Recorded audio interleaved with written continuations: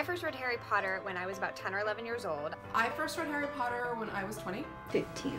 9 years old. 8 years old. 7 years old. I was in my 30s. Like 6 or 7 years old. 8 years old. 11, 10, 13. 11. I first read Harry Potter when I was 6 years old. I first read Harry Potter when I was 10 years old. Actually, my dad read it to me. It was right after my sister was born, and so it was what my dad and I did while my mom was taking care of the baby. It was a gift from my parents for Christmas, and you can see stains of Reese's peanut butter cups that I got in my Christmas stocking throughout the whole first book. I was in college, and my sister gave me the first book as a way of deflecting some of the very, very stressful texts I was picking up for my last year at school. It took hold of me within the first few pages. Like immediately fell in love with it. I thought that it was so good and fun and magical. Yeah, magical. I thought that it was absolutely incredible. It sucked me in like no one's business. I thought that the series was too short. It was everything to me immediately. I remember thinking it was amazing. It was exactly the type of book that I liked. It had everything that I wanted.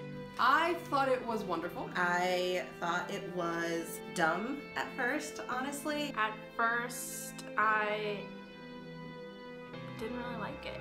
I thought it was one of those books that I didn't want to read beyond the second chapter or so because I hated the Dursleys so much. Didn't fall in love with it right away. I couldn't make it through the first chapter. One day I saw a friend reading Chamber of Secrets and I said, someone brought me a book about a guy named Harry Potter from England. Same guy? I was moving across the country with my parents and we were driving and we would just like stop in different cities at relatives' houses and I would just go like shut myself in the basement and read the book. I thought it was a big mystery to pick apart and pull the pieces of and try and figure out, and I loved that. I loved the story. I loved the underdog telling of it. And I just loved the friendships that were formed. I refused to read it for a very long time. And then my friends had an extra ticket to see Order of the Phoenix at midnight, and so I read book 1, I watched movies 1 through 4, I read book 5, read 2, 3, 4, and then 6 before Deathly Hallows came out. I got Deathly Hallows at midnight, read that, and then went back through and read the entire series in order in the next month. Whoa. I need a minute. So I went back and I started again and I got to Hagrid. It took me probably to the last few chapters or so to really get why everyone loved it so much.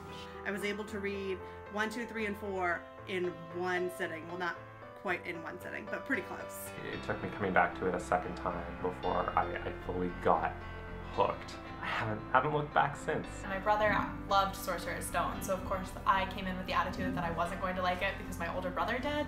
But I read it and quickly fell in love with Harry and his story and all of his friends. I fell in love with the places, the people, the magic, everything. It did not take me long to be obsessed. I thought it was a fun story about some wizards that were slightly older than myself, and it became so much more than that as I grew alongside the characters over the years. I skipped the first book because I got it and was like, this is dumb, and threw it behind my bed. And then my mom bought me this Chamber of Secrets and got real pissed when I wasn't reading it, and so forced me to read it, and from then on it was a lifelong obsession. Our 3rd grade teacher was reading it to us. She wasn't reading it fast enough, so I went to the library and checked out my own copy of Sorcerer's Stone. And then once I finished, I immediately got on the wait list for Chamber of Secrets because I needed to know what happened. My parents were like, what is this? Like, what's wrong with you? What is in this book? But I was like, you need to read this too. And then it got them in there as well. I don't think I connected with it until I could talk to other people about it. Once you do that, there's no leaving the wizarding world.